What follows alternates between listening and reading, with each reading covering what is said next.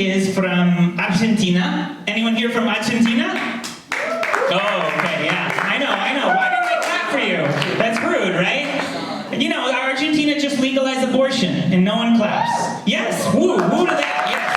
We want to be able to abort, right? And, you know, they should have aborted the sh sound, but... Anyway. We've come a long way, women, right? Okay, now, Luke, you've come a long way from the back of the stage.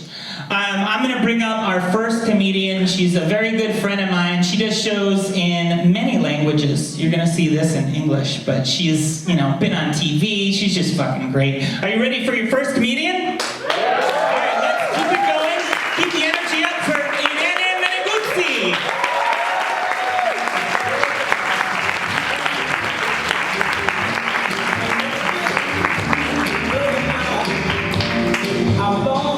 Thank you. Give it up for Luke, please.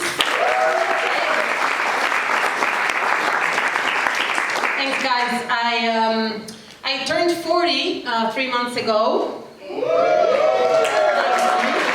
think I officially qualify as at-risk population now, so I'm waiting for my vaccine. Should be here in a minute. I don't know, I went to see my doctor and I said, "Where's my vaccine?" And she said, "Irene, for the last time, it's not a vaccine, it's Botox." I said, "She's my doctor." She's not, she's my therapist. I just call her doctor because we're trying to boost her self-esteem. I said, "Doctor, I'm really scared of getting old and decrepit and senile." And she said, "Irene, don't be absurd. When you get to that stage, you won't be scared, you'll be scary." She doesn't help.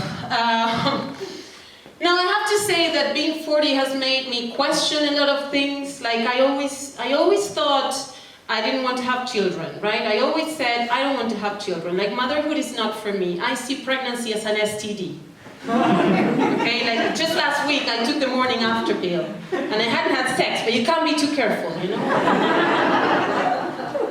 And let's face it, I'm 40 now. In a few years, I'm gonna be taking those pills out of nostalgia. But like, for the first time, I find myself thinking, it's now or never. Because if I'm not a mother, I will never be a MILF.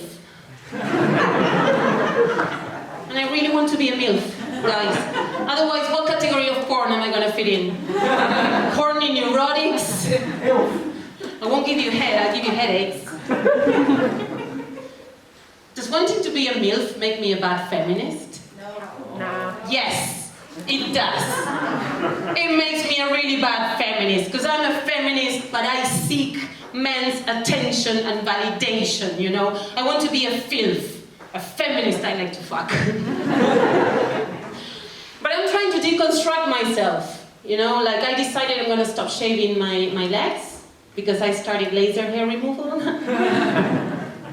Hey, baby steps, okay? I'm keeping my bush, some men like it, so that's what they say.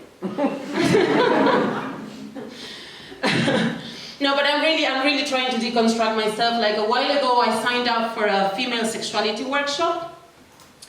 That was the first time I ever saw a vagina face to face. And it was my own vagina. It had never occurred to me to look closely at my own vagina. Until I signed up for this workshop, and this millennial girl handed me a little mirror, and she said, "Meet your vagina, she's your best friend!" I was like, "Excuse me, my best friend's name is Alba, and she doesn't look like an open wound." Thank you. I do admire millennial girls a lot. I learned all my feminism from them. I find them like so sexually empowered, you know? I picture them in bed like, "Eat my hairy massive bush! Make me come! Clean my room! Raise my salary!" I don't know, that's how I picture them in bed. I wish I was like them, but I can't. Because I'm from Argentina, some people here are from Argentina. Deeply sexy society, okay? In the Argentina I grew up in, women were not supposed to have body hair or bodily functions.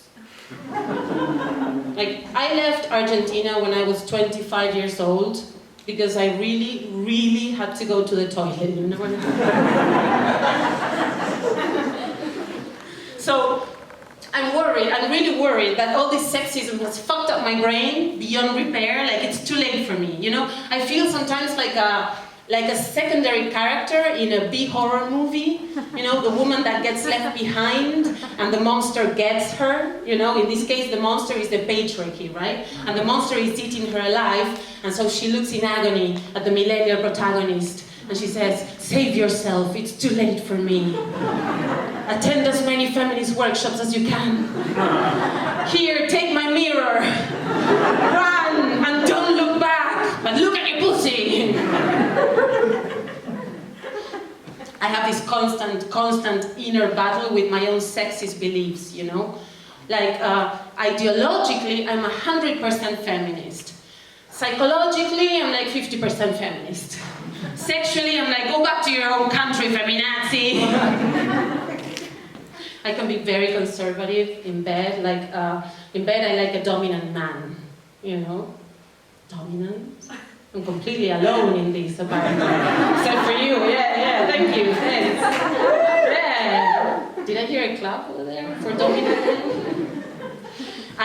For a while, I dated this guy who was into dominant submission.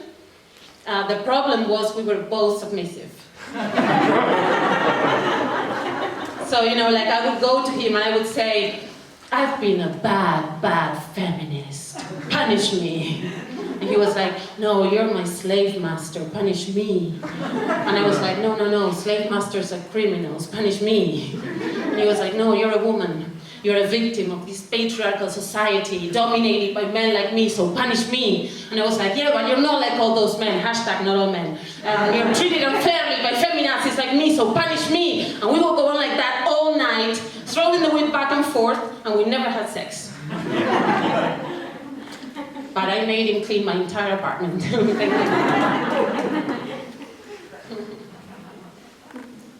So, my boyfriend and I broke up recently. Aww. Yeah, thank you. It's okay, like, you know, we fell out of love. You know, when that happens, there's nothing you can do really. Like it's a gradual process. It's a kind of like a man going bald, you know. Like one morning he wakes up and he sees a few hairs on the pillow and he thinks it must be the changing seasons. Yeah, and winter is coming, you know. Yeah, I think there were a few red flags from the beginning. Like on our first date, he said to me, "I tend to fall for women who are a little bit cuckoo." He said, "I like to think that I can fix them." I was like, "That's great. Because I tend to fall for men who are just fine and I drive them insane, so game on." But I think the breaking point came like towards the end of our relationship. He decided he wanted to be an actor, and actors are really, really annoying people. Really annoying people. Like actors are people who are obsessed with crying. You know, they want to cry all the time. Fake crying is not easy, okay? So he was obsessed with crying, and suddenly he was like, he wanted to be in touch with his emotions all the time, and he wanted to give really long hugs all the time, and like make eye contact all the time. You know, eye contact makes me nervous, because I'm a mammal. And mammals interpret eye contact as a sign of aggression, you know? Try looking a tiger in the eye to connect with its soul, see what happens. And my boyfriend didn't understand. He was like, "Why do you find it so uncomfortable to look at me in the eyes?" And I was like, "Because I'm trying to take a shit! I didn't leave Argentina for this!" So we broke up, not right there in the toilet, but soon after. It happened like this. Like one day he came to me and he said, "I think we should talk." And I said, "Yeah, we should talk." And he said, "I think we should break up." And I said, "Yeah, we should break up." And he said, "Because I met someone else." And my ego was like, "Say what, motherfucker?" My ego did not see that coming. He was furious. My ego is a male. I know he's a male because he likes to give me unsolicited opinions. So like I had to sit down with my ego and talk to him we can't be mad at him for falling in love with another woman. And we certainly can't be mad at her, because that would be a sexist cliche. And also because she has a ridiculous name. Her name is Pigeon. Her name is Pigeon. It sounds better in Spanish, Paloma. Same animal, though, you know. Yeah. Flying rat.